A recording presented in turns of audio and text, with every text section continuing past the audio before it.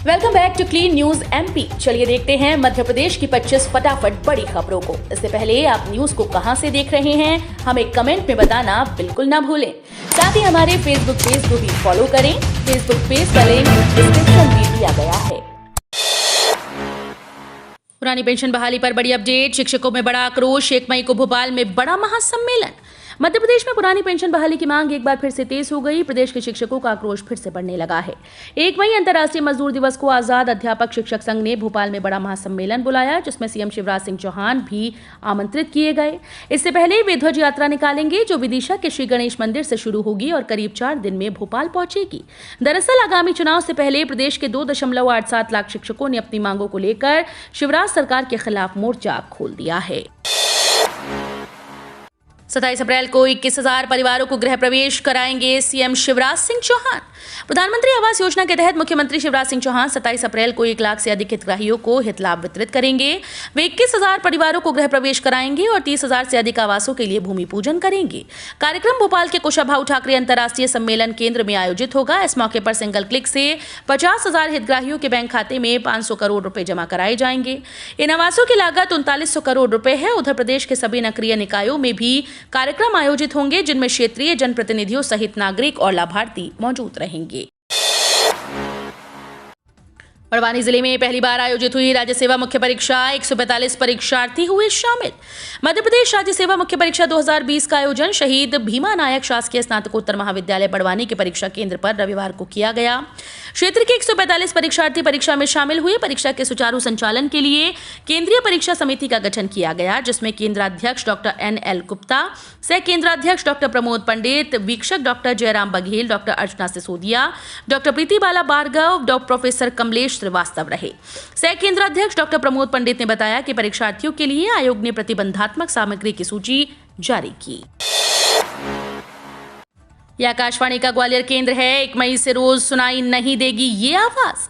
यह आकाशवाणी का ग्वालियर केंद्र है। अब आकाशवाणी पर यह उद्घोष सप्ताह में एक बार ही सुनाई देगा। ग्वालियर के रोज के तय कार्यक्रम भी सप्ताह में एक बार ही सुनने को मिलेंगे।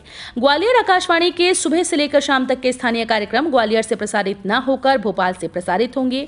ये सारे बदलाव 1 मई से होने जा रहे हैं। इसके लिए प्रसार भारती की ओर से निर्देश जारी कर दिए गए। ग्वालियर और चंबल के लोक कलाकारों और उद्घोषकों का रोजगार इससे छिन जाएगा। सप्ताह में एक दिन सभी केंद्रों को मिलेगा। इस तरह स्थानीय भाषा, बोली, संस्कृति, परंपराओं, त्योहारों के संरक्षण का कार्य करने वाले इस आकाशवाणी केंद्र की भूमिका सीमित हो जाएगी। राज्य शासन का बड़ा फैसला। इस योजना में हुए बड़े बदलाव, हितग्राहियों को मिलेगा लाभ। मध्य प्रदेश में मुख्यमंत्री कन्यादान योजना की शुरुआत की गई है। दरअसल इसमें कई घोटाले पकड़े जाने के बाद अब सरकार ने बड़ा निर्णय लिया। राज्य शासन ने कई नियमों में बदलाव किए हैं। वहीं सरकार द्वारा मुख्यमंत्री कन्यादान योजना में बदलाव के निर्देश जारी किए गए। बता दें कि नए नियम के मुताबिक सामाजिक संगठन को मुख्यमंत्री कन्यादान योजना से बाहर कर दिया गया। अब सामाजिक संगठन मुख्यमंत्री कन्यादान योजना के तहत सामूहिक विवाह का आयोजन नहीं कर सकेंगे। विवाह का आयोजन नगर निगम, नगर पालिका, नगर पंचायत सहित ग्रामीण क्षेत्र के जिला पंचायत के अधिकारियों के द्वारा आयोजित कराया जाएगा। चिकित्सा शिक्षा मंत्री ने मरीजों से स्वास्थ्य लाभ को लेकर की चर्चा। मध्य प्रदेश के चिकित्सा शिक्षा मंत्री विश्वास सारंग आज 1 दिवसीय दौरे पर जबलपुर पहुंचे। मंत्री विश्वास सारंग यहां पर एक कार्यक्रम में शामिल हुए। चिकित्सा शिक्षा मंत्री विश्वास सारंग आज सबसे पहले नेताजी सुभाष चंद्र मेडिकल कॉलेज पहुंचे, जहां सुपर स्पेशलिटी सहित कॉलेज और अस्पताल का निरीक्षण भी किया। चिकित्सा शिक्षा मंत्री ने मरीजों से स्वास्थ्य लाभ को लेकर चर्चा भी की। चिकित्सा शिक्षा मंत्री अपने निरीक्षण के दौरान उस समय खासा नाराज हो गए जब सुपर स्पेशलिटी भवन की दीवार कार्यों में उन्हें अनियमितता दिखी। दो वेदर सिस्टम एक्टिव। आज सोमवार से होगा मौसम में बदलाव। अलग अलग स्थानों पर पश्चिमी विक्षोभ के एक्टिव होने से मध्य प्रदेश के मौसम में बार बार बदलाव हो रहा है। कल रविवार को एक पश्चिमी विक्षोभ सक्रिय होने जा रहा है, जिसके असर से आज सोमवार को कई जिलों में लू चलने के आसार हैं। इधर वर्तमान में 2 वेदर सिस्टम एक्टिव है। मौसम विभाग ने कल रविवार 24 अप्रैल को किसी भी जिले में कोई अलर्ट जारी नहीं किया, लेकिन 19 मई तक तेज गर्मी का अलर्ट जारी किया है। वहीं 18 से 20 किलोमीटर प्रति घंटे की रफ्तार से हवा चल सकती है। तिथि के अनुसार आज सोमवार को उज्जैन में शुरू होगी पंचकोसी यात्रा।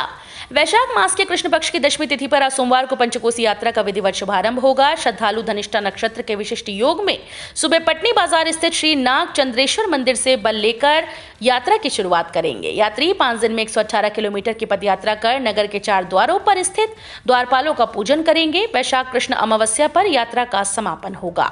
यात्री भगवान नाग चंद्रेश्वर को मिट्टी के अश्व अर्पित कर बल लौटाएंगे। इसके बाद गंतव्य की ओर रवाना होंगे। मध्य प्रदेश के कई जिलों की फसल की किस्मों को राष्ट्रीय स्तर पर किया गया पंजीकृत। जबलपुर स्थित जवाहरलाल नेहरू कृषि विश्वविद्यालय की सबसे बड़ी उपलब्धि सामने आई है। जबलपुर कृषि विश्वविद्यालय का हमेशा प्रयास रहता है कि किसानों को कैसे महत्वपूर्ण फसलों का व्यापक लाभ प्राप्त हो। इसी क्रम में कृषि विश्वविद्यालय के वैज्ञानिक निरंतर कृषि अनुसंधान करते हुए किसानों के जीवन को बेहतर बनाने के प्रयास में दिन रात जुटे हैं। इसी क्रम में भारत सरकार नई दिल्ली द्वारा पौधा किस्म और कृषक अधिकार संरक्षण प्राधिकरण द्वारा 2022 तक संबंधित जिलों की 12 फसलों की महत्वपूर्ण किस्मों को राष्ट्रीय स्तर पर पंजीकृत करा लिया गया है। 29 अप्रैल से एमपी से चलेगी स्पेशल ट्रेन, ऐसा रहेगा रूट। मई से चलेगी स्वदेश दर्शन। मध्य प्रदेश के रेल यात्रियों के लिए अच्छी खबर है। रतलाम रेल मंडल ने गर्मियों की छुट्टियों और ट्रेन में बढ़ती भीड़ को देखते हुए बड़ा फैसला लिया है। 29 अप्रैल से महू से दिल्ली के लिए सुपरफास्ट स्पेशल साप्ताहिक ट्रेन चलने जा रही है। खास बात यह है कि अप्रैल से जून तक चलाई जाएगी। इस ट्रेन के दोनों तरफ से कुल 14 फेरे होंगे। इस ट्रेन में 2 second AC, 4 third AC, 8 sleeper और 4 सामान्य श्रेणी के कोच रहेंगे। वहीं छत्तीसगढ़ रेलवे द्वारा 22 ट्रेन को मई तक के लिए रद्द किया गया है। इसमें भोपाल और ग्वालियर के रूट से होकर जाने वाली ट्रेन भी शामिल हैं। सीएम शिवराज की बड़ी घोषणा, 41 सहायक नदियों पर होगा अमृत सरोवर का निर्माण, कई जिलों को मिलेगा लाभ। मुख्यमंत्री शिवराज सिंह चौहान ने कहा कि नर्मदा नदी मध्य प्रदेश की जीवन रेखा है। मध्य प्रदेश ही नहीं, गुजरात, महाराष्ट्र और राजस्थान भी समृद्धि के लिए बहुत हद तक नर्मदा नदी पर निर्भर है। नर्मदा नदी हमारी आस्था और श्रद्धा का केंद्र है। मध्य प्रदेश को सिंचाई और पीने का पानी, बिजली इत्यादि नर्मदा नदी ही देती है। नर्मदा जी हैं तो मध्य प्रदेश है। सीएम शिवराज ने कहा कि नर्मदा जी झरझर कल बहती रहे, निरंतर प्रवाह बना रहे और हमें जीवन मिलता रहे। इसके लिए मध्य प्रदेश सरकार ने नर्मदा सेवा मिशन बनाकर कई काम किए हैं। ये क्रम आगे भी जारी रहेगा। एमपी के लाखों कर्मचारियों पेंशनर्स के लिए गुड न्यूज, जल्द पेंशन नियमों में होगा संशोधन। मध्य प्रदेश के कर्मचारियों पेंशनर्स के लिए अच्छी खबर है। जल्द ही पेंशन स्कीम के नियमों में बदलाव होने जा रहा है। इसके तहत जब भी कोई कर्मचारी पेंशनर्स रिटायर होगा तो उसे 4 महीने पहले ही भुगतान मिल जाएगा। इससे प्रदेश के 8 लाख कर्मचारी और 5.5 लाख पेंशनर्स को लाभ मिलेगा। इसका प्रस्ताव जल्द ही शासन को भेजा जाएगा और यहां से स्वीकृति मिलने के बाद इसे लागू कर दिया जाएगा। 1222 पदों पर निकली भर्ती, 1 मई से शुरू होगी आवेदन की प्रक्रिया। मध्य प्रदेश में सरकारी नौकरी की तलाश कर रहे उम्मीदवारों के लिए अच्छी खबर है। दरअसल कुल 1222 पदों पर भर्ती प्रक्रिया आयोजित की जा रही है। इसके लिए उम्मीदवार 30 मई तक आवेदन करने की पात्रता रखेंगे। इतने लंबे समय से मध्य प्रदेश में फार्मासिस्ट की भर्तियां कराने की मांग की जा रही थी। इसके लिए अब नोटिफिकेशन जारी कर दिया गया है। वहीं लिंक 1 मई से ओपन होगी। उम्मीदवारों को ज्ञात हो कि मध्य प्रदेश NHM शहरी हेल्थ बैलेंस सेंटर में कुल 1222 पदों पर भर्ती की जानी है, जिसमें 611 पद जहां संविदा स्टाफ नर्स के हैं, वहीं 611 पद संविदा फार्मासिस्ट के भरे जाएंगे। सीबीएसई ने हटाए सिलेबस से मशहूर उर्दू कवि फैज के नज्म, जाने कारण और बदलाव। सीबीएसई ने अपने सिलेबस में कई बदलाव किए हैं। सीबीएसई ने अपडेट सिलेबस को जारी किया, जिसमें मशहूर शायर फैज की 2 नज्मों को मुगल कोड जैसे पुराने चैप्टर को सिलेबस से आउट कर दिया गया है। काफी लंबे समय से 10वीं के सिलेबस में फैज के शेर पढ़ाए जाते थे, लेकिन अब इसे पाठ्यक्रम से बाहर कर दिया गया। हालांकि ऐसा पहली बार नहीं हुआ कि सीबीएसई ने लंबे समय से पढ़ाए गए चैप्टर को हटाया हो, लेकिन इसे लेकर काफी विवाद छिड़ चुका है। सूत्रों की माने तो इस मामले में अधिकारियों का कहना है कि ये बदलाव पाठ्यक्रम के युक्तिकरण का हिस्सा है और national council of educational research and training की सिफारिशों के बाद किया गया है। पेंशनर्स को बड़ा तोहफा, डीआर में 3% की बढ़ोतरी, 10,000 तक राशि बढ़ेगी। केंद्र सरकार ने एक बार फिर से बड़ी राहत दी है। पेंशनर्स के डीआर को बढ़ा दिया गया है। डीआर में 3% की बढ़ोतरी 1 जनवरी 2022 से लागू की जाएगी। साथ ही केंद्रीय स्वतंत्रता सेनानी पेंशन भोगी को महंगाई राहत 32% की दर से उपलब्ध कराई जाएगी। वहीं ये राशि के स्वतंत्रता सेनानी पति पत्नी पुत्री के लिए स्वीकार्य होगी। इसके लिए दिशा निर्देश जारी कर दिए गए। इसके साथ ही विभाग ने डीआर बढ़ाने के निर्देश जारी किए। जारी आदेश के मुताबिक पूर्व अंडमान राजनीति के अधिक पति पत्नी की पेंशन राशि को 9,600 रुपए तक बढ़ाया गया है। अगले महीने सभी पीएम किसान लाभार्थियों का सोशल ऑडिट करेगी सरकार।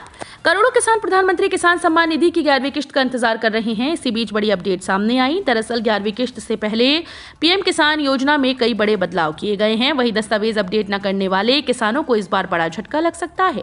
अगर आप गलत तरीके से पेमेंट ले रहे हैं तो इस पर भी सरकार बड़ी कार्रवाई करने के मूड में आ गई। वहीं पीएम किसान लाभार्थियों के लिए यहाँ कुछ महत्वपूर्ण खबरें हैं। यूपी सरकार ने कहा कि वो अगले महीने सभी पीएम किसान लाभार्थियों का सोशल ऑडिट करेगी। कपास के बाद गेहूं की भरपूर आवक ने मंडी को किया मालामाल। कपास की उपज के बाद अब गेहूं की भरपूर आवक ने मंडी में धन की वर्षा कर दी। गेहूं से मिलने वाले मंडी शुल्क में पिछले वर्ष की तुलना में 1.5 गुना तक की वृद्धि की गई। आगामी दिनों में ये राशि और बढ़ने के आसार हैं। कृषि उपज मंडी में इन दिनों गेहूं की भरपूर आवक हो रही है। गेहूं के भाव अच्छे मिलने से एक तरफ जहां किसान वर्ग खुश है तो वहीं दूसरी ओर गेहूं पर मिलने वाले शुल्क से मंडी का खजाना भी बढ़ रहा है। जबलपुर में 14 दिनों से स्थिर पेट्रोल और डीजल के दाम, लोगों को उम्मीद दाम कम होंगे। पेट्रोल और डीजल के दाम पिछले 14 दिनों से स्थित हैं। उपभोक्ताओं को उम्मीद है कि ये दाम कम होंगे, लेकिन काफी उम्मीद हर दिन टूटती नजर आ रही है। भले ही दाम न बढ़ने से थोड़ी राहत मिली, लेकिन अब तक बढ़ाए गए दामों फुटकर बाजार में अपना असर दिखा दिया है। जबलपुर के फुटकर बाजार में छोटी छोटी सामग्री से लेकर राशन की अधिकांश सामग्रियों में 10 से 15 रुपए का इजाफा हो गया है। नई योजना पर 6,865 करोड़ रुपए खर्च करेगी सरकार। सरकार की ओर से किसानों की आय बढ़ाने के प्रयास किए जा रहे हैं। इन्हीं प्रयासों के तहत केंद्र सरकार की ओर से एफपीओ योजना चलाई जा रही है। इस योजना का मुख्य उद्देश्य किसानों को उनके द्वारा उत्पादित वस्तु का बाजार में उचित मूल्य दिलाना है। एफपीओ को लेकर सरकार नई योजना पर काम कर रही है। इसके तहत किसानों को बुआई से लेकर बाजार तक किसानों को सक्षम बनाया जाएगा। एफपीओ को लेकर केंद्र सरकार एक नई योजना पर कार्य कर रही है। इसके लिए सरकार की ओर से 6,865 करोड़ रुपए खर्च किए जाएंगे। बता दें कि देश में लगभग 86% छोटे किसान हैं, जिन्हें एफपीओ के माध्यम से आदान उपलब्ध कराने से लेकर प्रोसेसिंग व उपज के बाजार में उचित दाम पर बिक्री में सहयोग जैसी सुविधाएं प्रदान की जाएंगी। बीजेपी के इस डॉक्टर नेता ने बुलडोजर को बताया राष्ट्रीय वाहन, सबका इलाज करने में सक्षम। पिछले कुछ महीनों से देश की सियासत में छाया बुलडोजर न केवल सबका साथ देता है बल्कि सबका इलाज करता है। ट्वीट के माध्यम से ये टिप्पणी बीजेपी के प्रवक्ता डॉक्टर हितेश वाजपेयी ने की। इतना ही नहीं, उन्होंने कांग्रेस के मौजूदा हालात को लेकर भी एक व्यंग किया। उत्तर प्रदेश के चुनाव से कुछ दिन पहले लोकप्रिय हुआ बुलडोजर इन दिनों मध्य प्रदेश की सियासत में भी दौड़ रहा है। खरगोन में हुए दंगों के बाद पूरे प्रदेश में जिस तरह से बुलडोजर छाया है वो गौरतलब है। उत्तर प्रदेश के मुख्यमंत्री योगी आदित्यनाथ की तर्ज पर मध्य प्रदेश के सीएम शिवराज सिंह चौहान बुलडोजर मामा और गृह मंत्री नरोत्तम मिश्रा जेसीबी दादा के नाम से समर्थकों में लोकप्रिय हो रहे हैं। सॉफ्टवेयर इंजीनियर और असिस्टेंट डाटा एनालिस्ट के पदों पर निकली भर्ती। हाल ही में centre for railway information system भर्ती के नोटिफिकेशन जारी किए गए हैं, जिसके मुताबिक सॉफ्टवेयर इंजीनियर और असिस्टेंट डेटा एनालिस्ट पद पर उम्मीदवारों की भर्ती होगी। कुल वैकेंसी की संख्या 150 है। आवेदन प्रक्रिया आज से शुरू होगी और उम्मीदवार 24 मई 2022 तक आवेदन कर सकते हैं। अधिक जानकारी और आवेदन करने के लिए cris.org.in पर विजिट कर सकते हैं।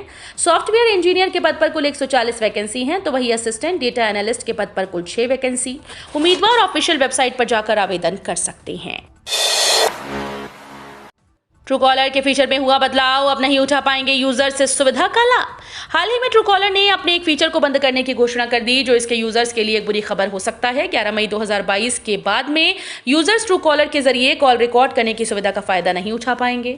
ट्रूकॉलर एक जाने माने ऐप में से एक है, जिसका इस्तेमाल कॉलर की पहचान करने के लिए किया जाता है। इसमें मोबाइल कॉलिंग जैसी कई सुविधाएं उपलब्ध होती हैं, जिनमें से एक कॉल रिकॉर्डिंग की सुविधा है, जो अब 11 मई से बंद हो जाएगी। इंडियन रेलवेज में हुआ क्रांतिकारी बदलाव, 100 किलोमीटर प्रति घंटे की रफ्तार से बनाया रिकॉर्ड। भारतीय रेलवे इंडियन रेलवेज लगातार अपने आप में सुधार करती रहती है और आधुनिकता के स्तर के पायदान पर चढ़ती हुई नजर आ रही है।